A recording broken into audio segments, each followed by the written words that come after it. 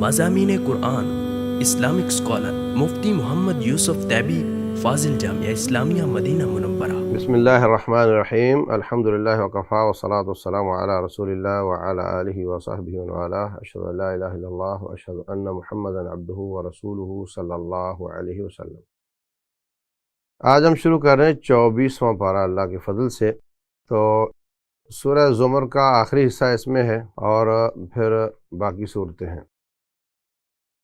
شروع میں اللہ تبارک و تعالیٰ فرماتے ہیں، اس سے زیادہ بڑا ظالم کون ہوگا جو اللہ پر جھوٹ باندھتا ہے اور سچی بات کی تکذیب کرتا ہے، ان کا ٹھکانہ آگ ہے۔ اور اس کے مقابلے میں جو سچ لے کر آیا اور اس کی تصدیق کی، وہی لوگ متقی ہیں، ان کی آگے نعمتوں کا ذکر ہے۔ اس سے بڑا ظالم کون ہو سکتا ہے جو اللہ پر جھوٹ باندھتا ہے؟ اس وقت جو سوشل میڈیا بے لگام چل رہا ہے، اس میں بہت رطب و یابس جو چاہتا ہے بولنا شروع کر دیتے ہیں، اور کئی سمجھدار نیکی کی نیت والے وہ ایسی چیزیں فارورڈ کر رہے ہوتے ہیں اللہ کے نام اور اس کے رسول صلی اللہ علیہ وسلم کے نام، جو کہ انہوں نے نہیں فرمائی ہوتی۔ رسول اللہ صلی اللہ علیہ وسلم فرماتے ہیں، الکذب علی لیس ککذب علی احد، مجھ پر جھوٹ باندھنا کسی عام آدمی پر جھوٹ باندھنے کی طرح نہیں ہے۔ جس نے مجھ پر جھوٹ باندھا اپنا ٹھکانہ جہنم بنا لے، الیاذ باللہ۔ تو یہ بڑی خطرناک بات ہے، اور اللہ پر جھوٹ باندھنا اس سے بھی زیادہ خطرناک بات ہے۔ تو جب تک یقین نہ ہو جائے کہ یہ بات سچی ہے، اس کو فارورڈ نہیں کریں قطعی طور پر۔ وہ جی مفہوم حدیث یوں ہے جی کر کے ایسے چلا دینا جس کی بالکل بیس کا نہیں معلوم، وہ درست نہیں۔ اس کے بعد ان لوگوں کی سزا بیان ہوئی ہے، اور اس کے بعد اللہ تعالیٰ نے شرک کا رد کیا ہے۔ اے نبی علیہ السلام، آپ ان کو فرما دیجیے، آپ افرأیتم ما تدعون من دون اللہ، اے مکے والو جو تم اللہ کے علاوہ پکارتے ہو لوگوں کو، اگر وہ مجھے تکلیف دینا چاہیں تو کیا میری تکلیف، اگر اللہ تعالیٰ میرے لیے تکلیف لکھی ہو تو کیا یہ بت میری تکلیف رفع کر سکتے ہیں؟ اور اگر اللہ تعالیٰ مجھے کو رحمت دینا چاہے تو کیا یہ اللہ تعالیٰ کی رحمت میں رکاوٹ بن سکتے ہیں؟ قل حسبی اللہ، ان سے کہو مجھے اللہ ہی کافی ہے، اس پر میں توکل کرتا ہوں۔ اللہ تبارک و تعالیٰ کے دوبارہ اٹھانے کی دلیل ایک اور اللہ نے بیان کی، وہ یہ ہے کہ نیند یہ بھی ایک موت ہے۔ تو جب انسان نیند سے دوبارہ اٹھ جاتا ہے تو مرنے کے بعد بھی اٹھ جائے گا۔ فرمایا اللہ یتوفی الانفس حین موتها والتی لم تمت فی منامها، تو نیند کو موت کہا۔ بخاری شریف میں حضرت علی رضی اللہ تعالیٰ عنہ نبی صلی اللہ علیہ وسلم ان کے گھر گئے، کہا کہ آپ تہجد کیوں نہیں پڑھ رہے؟ تو کہنے لگے جی ہماری روحیں جب ہم سو جاتے ہیں تو اللہ کے ہاتھ میں ہوتی ہیں، اگر اللہ چھوڑ دے تو پڑھ لیتے ہیں، اگر نہ چھوڑے تو کبھی رہ جاتی ہیں۔ تو مقصد یہ کہ اس میں بھی ہے کہ اللہ کے پاس ہوتی ہیں روحیں، اور جب آپ دعا پڑھتے ہیں سونے کی، وہ کیا ہے؟ اموت و احیا، میں مر رہا ہوں، بسمک اللہم وضعت جنبی وبک ارفع، اللہم بسمک اموت و احیا۔ تو یہ سب دلیلیں ہیں کہ نیند میں روح نکل جاتی ہے، البتہ اس کا تعلق قائم رہتا ہے جسم کے ساتھ، جبکہ موت میں تعلق بھی بظاہر قائم نہیں ہوتا۔ اس کے علاوہ مکے کے مشرکوں کی حالت بیان ہوئی ہے کہ جب ان کے سامنے اللہ وحدہ لا شریک کی بات کی جاتی ہے تو ان کے دل سکڑ جاتے، پریشان ہو جاتے ہیں، اور جب ان کو غیروں کی بات سنائی جائے اذا ہم یستبشرون، تو بڑے خوش ہوتے ہیں۔ تو یہ ان کی کیفیت ہے، جبکہ مومن توحید پر خوش ہوتا ہے اور شرک پر اس کا دل تنگ ہوتا ہے۔ تو بعض آ جاؤ، یہ شرک نہ کیا کرو۔ آپ سے پہلے سابقہ امتیں انہوں نے بھی ایسا ہی کیا تھا، اور ان کو اللہ تبارک و تعالیٰ نے تباہ کر دیا تھا۔ اللہ نعمت دیتا ہے تو کہتا ہے یہ تو میرے علم کی وجہ سے ہے، اور اللہ تعالیٰ کوئی رزق تنگ کر دے تو واویلا شروع کر دیتا ہے۔ ایسی ہی باتیں سابقہ قوموں نے بھی کی تھیں، اور ان کو اللہ تعالیٰ نے سزا دی تھی، اس لیے تم باز آ جاؤ۔ بلکہ اللہ تبارک و تعالیٰ فرماتے ہیں، یا عبادی الذین اسرفوا علی انفسہم لا تقنطوا من رحمت اللہ، اے میرے بندو جو اپنی جانوں پر ظلم کر بیٹھے ہو، نا امید نہ ہو، اللہ تو سارے گناہ معاف کر دیتا ہے، یعنی شرک بھی معاف کر دیتا ہے، کفر بھی۔ توبہ کیے بغیر مار جائے تو پھر شرک معاف نہیں ہوگا۔ ان اللہ لا یغفر ان یشرک بہ ویغفر ما دون ذلک لمن یشاء، اللہ تعالیٰ کی طرف رجوع کرو اور جو تمہیں بتایا جاتا ہے اس کی احسن طریقے سے اس پر عمل کرو. اتبعوا احسن واتبعوا احسن ما انزل الیکم من ربکم، قبل اس کے کہ حسرتوں کے سوا کچھ باقی نہ رہے، قبل اس کے کہ عذاب آ جائے اور تمہیں پتہ بھی نہ چلے، قبل اس کے کہ کوئی جان کہے کہ کاش میں نے اللہ کی جناب میں یہ زیادتی نہ کی ہوتی، قبل اس کے کہ کوئی کہے اگر اللہ نے مجھے ہدایت دی ہوتی تو میں متقی ہوتا، یا یہ کہے کہ کاش مجھے واپس کر دیا جائے تو میں متقی بن جاؤں. تو اب موقع ہے، اب رب ذوالجلال کی بات مانو، رسول کی بات مانو اور طاعت کرو، مسلمان ہو جاؤ. آیت نمبر 65 کہا کہ ہم نے آپ کی طرف وحی کی اے نبی صلی اللہ علیہ وسلم، اور آپ سے پہلے تمام انبیاء کی طرف وحی کی، لئن اشرکت لیحبطن عملک، اگر آپ نے شرک کیا تو آپ کے سارے عمل ضائع ہو جائیں گے. شرک دو طرح کا ہوتا ہے، ایک ہے کہ عبادت اللہ واسطے کی مگر بیچ میں نیت خراب ہو گئی، اس کو ریا کہتے ہیں. اس سے صرف وہ عمل ضائع ہوتا ہے جس میں ریاکاری آ جائے، اور اگر دوران عمل وہ اپنی نیت بھی سیدھی کر لے، مثلا تلاوت کر رہا ہے تو اللہ واسطے کر رہا ہے، تو نیت میں آ گیا کہ یہ لوگ کہیں گے کیا خوب آواز ہے، اور وہ خود ہی اندر اپنے دل کو سمجھاتا ہے کہ ایسا کچھ نہیں ہے. نبی صلی اللہ علیہ وسلم نے حکم دیا ہے کہ اچھی آواز کے ساتھ قرآن پڑھنا ہے، تو میں اس پر عمل کر رہا ہوں، میں لوگوں کے لیے کر نہیں رہا. تو جب نیت سیدھی ہوگی تو وہ عمل بچ جاتا ہے، نہ سیدھی ہو تو وہ عمل ضائع ہو جاتا ہے، مگر باقی اعمال بچ جاتے ہیں. لیکن اگر عبادت ہی کسی اور کے لیے کی گئی ہو، یہ 11 گلاس فلاں کے لیے ہیں، یہ بکرا فلاں کے لیے ہے، یہ فلاں کے لیے، کوئی ایک عبادت اللہ کو چھوڑ کر کسی اور کی کر لی جائے تو ساری کی ساری عبادات ضائع ہو جاتی ہیں.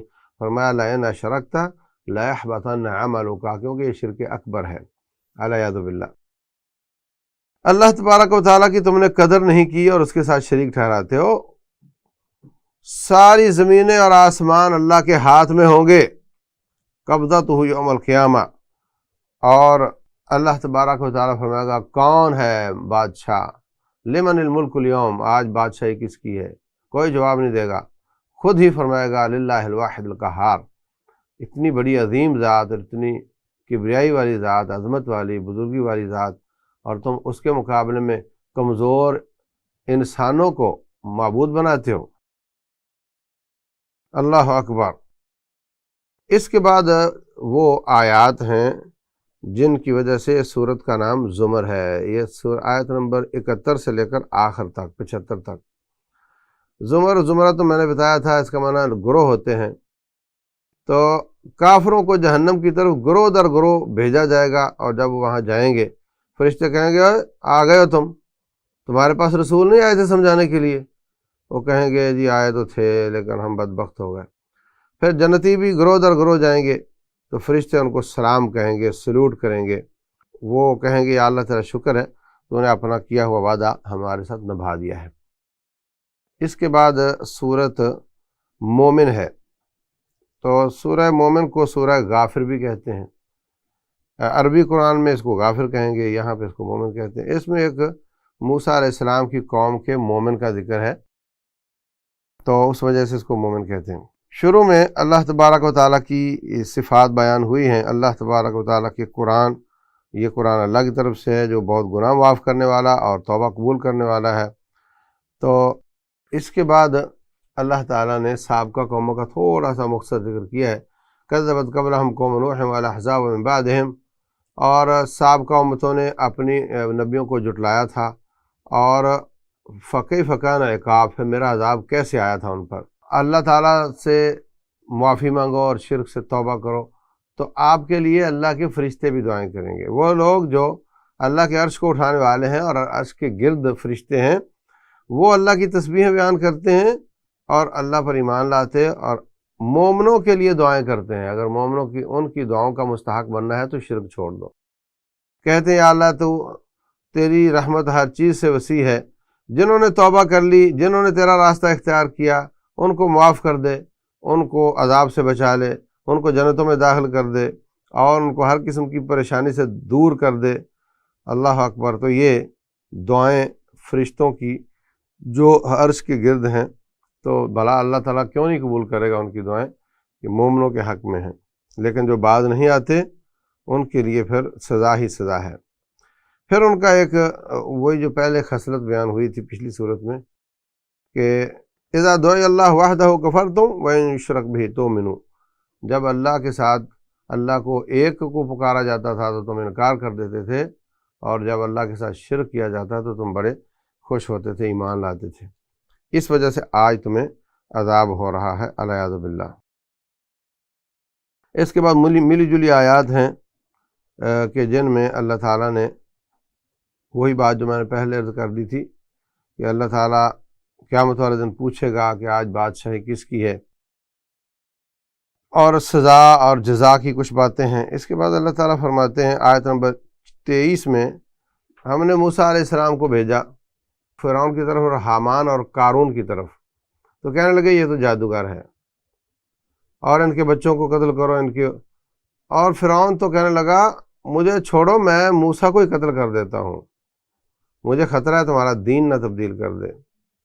تو ایک مومن آدمی ان کی قوم سے وہ کہنے لگا، وہ ایمان چھپا رہا تھا، ظاہر یہی کر رہا تھا کہ میں کافر ہوں مگر اندر سے وہ مومن تھا، کہنے لگا ایسے شخص کو کیوں قتل کرتے ہو جو کہتا ہے میرا رب اللہ ہے اور تمہارے پاس دلائل بھی لے کر آیا ہے؟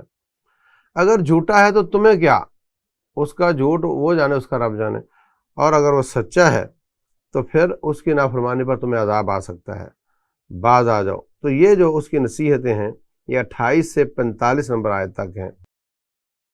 امریکہ آج تمہارے پاس بادشاہی ہے اور تمہیں سمجھ نہیں آ رہی، ایک وقت آئے گا بادشاہی تمہاری ختم ہو جائے گی، تو پھر تمہاری مدد کون کرے گا؟ بلکہ وہ کہتا ہے ہماری مدد کون کرے گا، کیونکہ وہ باور کروا رہا ہے کہ وہ ان میں سے ہے۔ اور میری قوم، مجھے خطرہ ہے کہ جیسے نوح اور عاد اور ثمود اور یہ سابقہ قوموں کے ساتھ ہوا تھا، یہی حال تمہارا نہ ہو۔ تمہارے پاس پہلے یوسف علیہ السلام آئے تھے اور تم اس میں شک کرتے رہے یہاں تک کہ وہ چلے گئے دنیا سے، اب تم کہتے ہو جو ان جیسا کوئی نبی نہیں آ سکتا، تو تم جانے کے بعد قدر کرتے ہو، ان کے ہوتے ہوئے قدر کیوں نہیں کرتے ہو؟ فرعون کہتا ہے حامان اپنے وزیر کو، مجھے کوئی اونچی سی بلڈنگ بنا کر دے، میں اوپر چڑھ کر دیکھتا ہوں کہ موسیٰ کا رب ہے بھی یا نہیں۔ تو فرعون کا تصور بھی یہی تھا کہ رب اوپر ہوتا ہے۔ آج کل جو ہمارے مسلمان ہیں ان کا تصور ہے کہ رب اوپر نہیں ہے۔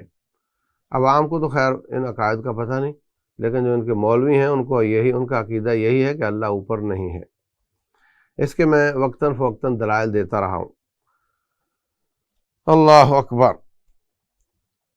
وہ مومن بندہ کہنے لگا لوگوں میرے پیچھے چلو، میں تمہیں سیدھا راستہ دکھاتا ہوں، یہ دنیا کی زندگی 4 دن کی ہے، اور جو نیکی کرے گا پالے گا، جو برائی کرے گا وہ بھی پالے گا۔ تو ما لی ادعوکم الی النجاۃ وتدعوننی الی النار، میں تمہیں نجات کی طرف بلاتا ہوں تو مجھے آگ کی طرف بلاتے ہو، کتنی بری بات ہے۔ فستذکرون ما اقول لکم، ایک وقت آئے گا تمہیں میری نصیحتیں یاد آئیں گی۔ بار بار وہ مختلف انداز سے ان کو سمجھاتا ہے لیکن وہ باز نہیں آتے۔ پھر ایسا ہی ہوا کہ وہ اللہ تعالیٰ نے قوم فرعون کو تباہ کر دیا۔ اللہ فرماتے ہیں آج بھی ان پر صبح و شام آگ پیش کی جاتی ہے، اور جب قیامت قائم ہوگی تو ان کو شدید عذاب میں ڈال دیا جائے گا۔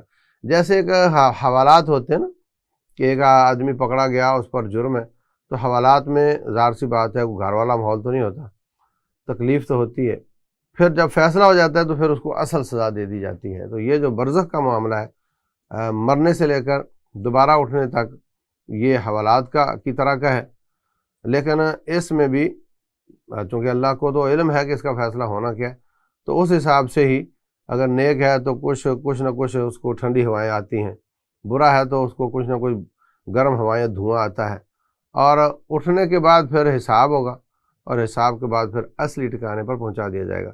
تو یہ جو آیت ہے کہ آج بھی فرعون پر آگ پیش کی جاتی ہے، آیت نمبر یہ 46 ہے، تو اس سے ثابت ہوتا ہے عذاب قبر۔ اچھا ایک بات بتاتا چلوں کہ یہ جو فرعون کی ممیاں ہیں وہاں پر، اور کہا جاتا ہے کہ یہ وہ فرعون ہے جو موسیٰ علیہ السلام کے مقابلے میں آیا تھا، یہ بات مشکوک ہے۔ یہ بات درست ہے کہ وہ فرعون ہوں گے، اور یہ بات بھی درست ہے کہ وہ بادشاہ تھے اور ایسے ایسے ان کو وہ کر لیا جاتا تھا، لیکن یہ کہ یہ موسیٰ علیہ السلام کے مقابلے والا فرعون ہے، یہ بات یقینی نہیں۔ تمام تاریخ دان لکھتے ہیں کہ جناب اس کے مرنے سے کوئی 350 سال بعد ایک نعش ملی وہ سمندر کنارے سے، اس کو انہوں نے محفوظ کر کے فرعون قرار دے دیا۔ اور جہاں تک اس آیت کا تعلق ہے الیوم ننجیک ببدنک لتکون لمن خلفک آیہ، جاؤ جا کر تفاسیر دیکھ لو، اس کا معنی یہ ہے کہ آج ہم تیری لاش کو اونچی جگہ پر پھینک دیں گے، ننجیک اے نجعلک فی نجوۃ من الارض، وہاں اونچی جگہ پر پھینک دیں گے تاکہ لوگوں کو یقین ہو جائے کہ فرعون مر گیا۔ بعد میں 300 سال بعد والوں کو تو پتہ ہی نہیں اصل فرعون کی شکل کیا تھی، تو ان کو کیا یقین ہونا ہے؟ جن کو ہونا تھا ان کو ہو گیا، اس کے بعد اس کی نعش زیادہ توقع یہ ہے کہ ختم ہو گئی تھی اور دب گئی تھی کہیں، یا انہوں نے دبا دی ہوگی، لیکن یہ کہنا کہ یہ سیم ہے یہ مشکوک بات ہے۔ اس کے بعد اللہ تعالیٰ نے یہ جہنمیوں کے آپس میں لڑائی کرنے کا تذکرہ دوبارہ کیا ہے۔ وَإِذْ يَتَحَاجُّونَ فِي النَّارِ فَيَقُولُ الضُّعَفَاءُ لِلَّذِينَ اسْتَكْبَرُوا، جو مرید ہیں وہ پیروں سے کہیں گے ہم تمہارے پیچھے پیچھے تھے، تو آج ہمارا عذاب تھوڑا کم کروا سکو گے؟ وہ کہیں گے ہم سب اسی میں پکڑے ہوئے ہیں، ہم کیسے آپ کا عذاب کم کروا سکتے ہیں؟ پھر وہ جہنم کے داروغے سے کہیں گے کہ اللہ سے کہہ دو تھوڑا کم کر دے، لیکن کوئی ان کی دعا، ان کی پکار نہیں سنے گا۔ اللہ المستعان۔ اس کے بعد اللہ تعالیٰ فرماتے ہیں آج ہمیں پکارو تو ہم سنیں گے، اس وقت نہیں۔ اللہ فرماتے ہیں وقال ربکم ادعونی استجب لکم، تمہارا رب کہتے ہیں کہ مجھے پکارو میں تمہاری دعا کو سنتا ہوں۔ وہ لوگ جو مجھے پکارنے سے تکبر کرتے ہیں وہ جہنم میں جائیں گے ذلیل ہو کر، الیاذ باللہ۔ تو یہاں پر یہ کہا کہ مجھے پکارو، اور پھر کہا جو میری عبادت سے تکبر کرتے ہیں، ثابت کیا کہ مجھے پکارنا عبادت ہے، اور ترمذی شریف کی حدیث بھی ہے الدعاء هو العبادہ، دعا ہی عبادت ہے۔ اس کے بعد انسان کی تخلیق کے بارے میں اللہ تعالیٰ نے مفصل بیان کیا ہے، آیت نمبر 64 سے 67 تک، کہ اللہ وہ ہے جو تمہاری شکلیں بناتا ہے، تمہیں رزق دیتا ہے، اور اللہ وہ ہے جس نے مٹی سے پھر پانی سے تمہیں پیدا کیا، پھر بوٹی بنایا، پھر بچہ بنایا، اور پھر تم جوان ہو گئے، پھر تم بوڑھے ہو گئے، اور کچھ وقت سے پہلے چلے گئے، یعنی بوڑھے ہونے سے پہلے چلے گئے۔ تو یہ سارے پروسیس جو جانتا ہے، اس کا مطلب وہی پیدا کرتا ہے، اور وہ دوبارہ بھی ان کو اٹھا سکتا ہے۔ اگر باز نہ آئے الذین کذبوا بالکتاب وبما ارسلنا بہ رسولنا، جو انبیاء کی تکذیب کرتے رہے ہیں ان کو ہم گرم پانی میں ڈالیں گے، ان کے گلے میں توق ڈالیں گے، پاؤں میں زنجیریں ڈالیں گے، اور پھر آگ میں گھسیٹیں گے، الیاذ باللہ، اور پھر گرم پانی میں گھسیٹیں گے، پھر ان کو آگ میں ڈال دیا جائے گا، الیاذ باللہ۔ ہمارے بچپن میں جب پائے صاف کیے جاتے تھے تو ان کو پہلے گرم پانی میں ڈالا جاتا تھا، پھر اس کی بال اترتے تو پھر ان کو پہلے آگ پر بھونا جاتا تھا، پھر گرم پانی میں ڈالا جاتا تھا، الیاذ باللہ۔ یہ کیفیت بیان کی ہے اللہ تعالیٰ نے، فرمایا کہ اذ الاغلال فی اعناقہم والسلاسل یسحبون، الیاذ باللہ۔ اور بھی کئی مقامات پر گرم پانی اور آگ کا اللہ تعالیٰ نے بیان کیا ہے جہنم میں ہوگی۔ اس کے بعد رب ذوالجلال والاکرام اپنی نعمتوں کا دوبارہ تذکرہ کر رہے ہیں کہ ہم نے ان پر یہ احسانات کیے، اور رسول بھیجے، اور جانور پیدا کیے تاکہ تم سواری کرو، کھاؤ، اور فوائد حاصل کرو، اور اپنی حاجتیں پوری کرو۔ اس کے باوجود تم اس کا کھا کر، اس کی نعمتیں استعمال کر کے تم غیر اللہ کی عبادت کرتے ہو، الیاذ باللہ۔ اس کے بعد سورہ حامیم سجدہ ہے، یہ بھی مکی صورت ہے۔ اس میں چونکہ شروع میں حامیم ہے اور اس میں سجدہ بھی آگے آئے گا، اس لیے اس کا نام یہ ہے۔ شروع میں اللہ تبارک و تعالیٰ نے قرآن حکیم کے نزول اور اس کا انکار کرنے والوں کی مذمت بیان فرمائی ہے، اور نبی صلی اللہ علیہ وسلم کی تسلی بھی کہ یہ جو مانتے نہیں ان کے کانوں میں اصل میں بوجھ ہے، اور ان کے آگے پیچھے حجاب ہے، اور یہ آپ کی بات پوری طرح فالو نہیں کر پاتے، اور یہ جو بوجھ اور حجاب ہے یہ ہم نے ان کو سزا کے طور پہ ڈالا ہوا ہے۔ پھر اللہ تعالیٰ نے زمین و آسمان کی تخلیق کا تذکرہ 9 سے 12 نمبر آیت تک کیا ہے۔ اس ذات کا انکار کرتے ہو جس نے زمین کو 2 دنوں میں بنایا، اور تم اس کے شریک ٹھہراتے ہو، اور اس زمین میں پہاڑ ٹھوک کر اس کو بیلنس کر دیا تاکہ یہ ہلے نہیں، اور اس میں اللہ تعالیٰ نے برکتیں نازل کر دیں اور اپنی کھانے دانے کا انتظام کر دیا۔ زمین یہ سیارچیں تو اور بھی بہت ہیں، مگر رہنے کی سہولت اور کھانے دانے کی، آکسیجن کی، صرف اسی پر ہے۔ پھر اللہ تعالیٰ بلند ہوئے آسمان کی طرف، اور وہ دھواں تھا، اور کہا اس کو اور زمین کو کہا بن جاؤ، اطاعت کرتے ہوئے یا ناپسند کرتے ہوئے، تو دونوں نے کہا آسمان اور زمین نے کہ ہم آپ کی بات مانتے ہوئے دل کی خوشی سے بن رہے ہیں۔ تو اللہ تعالیٰ نے 7 زمینیں اور 7 آسمان بنا کر اس میں اپنا حکم نافذ کر دیا، اور ہم نے آسمان دنیا کو ستاروں کے ساتھ مزین اور خوبصورت کر دیا۔ اے نبی علیہ السلام ان سے کہو اگر یہ اس رب کا انکار کریں گے، باز نہیں آئیں گے، تو پھر جیسے عاد اور ثمود کا اللہ تعالیٰ نے بیان کیا ہے ان کو سزائیں ہوئی تھیں، ایسے ہی تمہارا علاج بھی ہوگا۔ یہ کہتے ہیں کہ اگر آنا تھا تو نبی نوری کیوں نہیں آ گیا؟ تو ان سے کہو کہ اللہ تبارک و تعالیٰ چاہتا تو فرشتے نازل کر دیتا، لیکن سابقہ قوموں پر فرشتے نازل ہوئے بھی اور انہوں نے اس کے باوجود انکار کر دیا تھا۔ عاد قوم کہنے لگی ہم سے زیادہ طاقتور کون ہے؟ ان سے کہو ان کو پتہ نہیں کہ جس نے ان کو پیدا کیا ہے اس کی طاقت ان سے بھی زیادہ ہے۔ پھر ہم نے ان پر ہوا نازل کی 7 راتیں اور 8 دن، اور ان کو تباہ برباد کر کے رکھ دیا، ایسے پڑے ہوئے تھے جیسے کھجور کے تنے پڑے ہوئے ہیں، لمبے لمبے قد تھے ان کے۔ اور جو سمود والے تھے ان کو بھی اللہ تعالیٰ نے چیخ کا عذاب نازل کیا، تباہ برباد کر دیا، اور آخرت میں بھی ان کے لیے بہت بڑا عذاب ہوگا۔ اور یہ اپنے آپ سے کہیں گے، جہنمی اپنے آپ سے کہیں گے جب ان کے منہ پر مہر لگ جائے گی، ان کے جسم بولیں گے، کان، ہاتھ، چمڑا، جسم سارا بولے گا، کہیں گے اور ہمارے جسم تو ہمارے خلاف گواہی کیوں دے رہا ہے؟ قالوا انطقنا اللہ الذی انطق کل شیء، جیسے نے زبان کی بوٹی کو بولنے کی اجازت دی تھی، آج وہ ہمیں بلوا رہا ہے، اس لیے ہم بول رہے ہیں۔ اللہ المستعان۔ اس کے بعد کچھ مکے کے مشرکوں کا ایک اور برا کام بیان ہوا کہ جب قرآن جو کہ ہدایت ہے جس سے ان کو فائدہ ہونا تھا وہ پڑھا جاتا ہے تو کہتے ہیں لا تسمعوا لہذا القرآن والغوا فیہ، مت سنو قرآن کو، اس میں شور کیا کرو۔ تو یہ کتنی بدبختی کی بات ہے، ان کو ہم دردناک سزا دیں گے۔ اس کے بعد تھوڑا پھر تذکرہ ہے کہ پیروں اور مریدوں کا جہنم میں جھگڑا ہوگا، یہ آیت نمبر 29 ہے۔ ربنا ارنا الذین اضلانا من الجن والانس، یا اللہ جنہوں نے ہمیں گمراہ کیا جنوں انسانوں میں سے، ہمیں ذرا دکھائیں، ہم ان کو پاؤں کے نیچے روندیں گے۔ اس کے بعد اللہ تعالیٰ فرماتے ہیں وہ لوگ جنہوں نے کہا ہمارا رب اللہ ہے، پھر اس پہ ڈٹ گئے، ہم ان کے لیے فرشتے نازل کریں گے۔ مرنے کے بعد انتہائی پریشانی ہوتی ہے انسان کو، مرتے وقت بیوی بچے چھوٹ رہے ہوتے ہیں، آگے اکیلا جا رہا ہوتا ہے، تنگ قبر ہے اور مرحلہ بڑا سخت ہے، کیا بنے گا؟ اتنی شدید ٹینشن زندگی میں کبھی نہیں آتی جتنی اس وقت آتی۔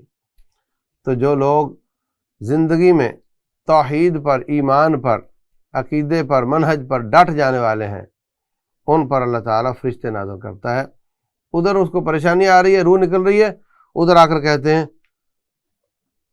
ابشروا بالجنہ، جنت کی تمہیں بشارت ہو۔ وہ کہتے ہیں تم کون ہو؟ کہتے ہیں ہم تمہارے دوست ہیں، نحن اولیاؤکم فی الحیات الدنیا وفی الآخرہ، دنیا میں بھی تمہارے دوست تھے، آخرت میں بھی رہیں گے، لیکن دنیا میں دوستی کا اظہار کی اجازت نہیں تھی، اب ہم تمہارے ساتھ ساتھ رہیں گے، فکر نہیں کرو۔ وَلَكُمْ فِيهَا مَا تَشْتَهِي أَنفُسُكُمْ وَلَكُمْ فِيهَا مَا تَدَّعُونَ۔ تو رمضان میں عبادت کرنے والے بھائی بہنوں ڈٹ جاؤ ان عبادات پر۔ ٹھیک ہے ساری ساری رات کے قیام سارا سال نہیں ہوں گے تو کم از کم تھوڑا اپنی تہجد کو چھوٹا کر کے پڑھنا شروع کر دو۔ روزے رکھتے ہو تو مہینے میں 3 روزے شروع کر دو۔ ذکر اذکار کرتے ہو تو کچھ نہ کچھ اس کو اگلے 11 مہینوں کے لیے عادت کو جاری رکھو، اور صدقہ ہے تو ہر روز تھوڑا تھوڑا صدقے کی عادت ڈالو۔ تو جو شخص اپنی عبادت پر، اللہ کے ساتھ ایمان پر ڈٹ جاتا ہے، اس کو اللہ موت کے وقت فرشتے نازل کر کے تسلیاں دیتا ہے، اور یہ بہت بڑی نعمت ہے اللہ تعالیٰ کی۔ اس کے بعد دعوت اللہ کی فضیلت بیان ہوئی ہے۔ نیکی اور برائی برابر نہیں ہوتی، اے دائی تو احسن طریقے سے دفاع کر اور مایوس نہ ہو، اچانک تیرا دشمن تیرا دوست بن جائے گا۔ اس کے بعد کچھ آیات پھر دوبارہ زندگی کے بعد مرنے کے بعد دوبارہ اٹھنے کی ہیں، اور وہ یہی کہ اللہ تعالیٰ آپ دیکھتے نہیں، وَمِنْ آیَاتِهِ أَنَّكَ تَرَى الْأَرْضَ خَاشِعَةً، زمین مردہ ہو جاتی ہے، پھر اللہ پانی ڈال کر دوبارہ زندہ کرتا ہے۔ إِنَّ الَّذِي أَحْيَاهَا، جو رب زمین زندہ کرتا ہے، لَمُحْيِي الْمَوْتَى، وہی مردوں کو زندہ کرے گا۔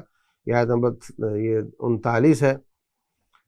اور جو ہماری آیات میں الحاد کرتے ہیں وہ ہم سے چھپے ہوئے نہیں ہیں، ہم ان کی بہت نگرانی کر رہے ہیں، ان کو بہت سخت سزا دی جائے گی۔ کر لو جو تم سے اب ہوتا ہے، آنا تو ہمارے پاس ہے نا۔ اور پھر اللہ تعالیٰ آخر میں نبی صلی اللہ علیہ وسلم کی تسلی دیتے ہیں۔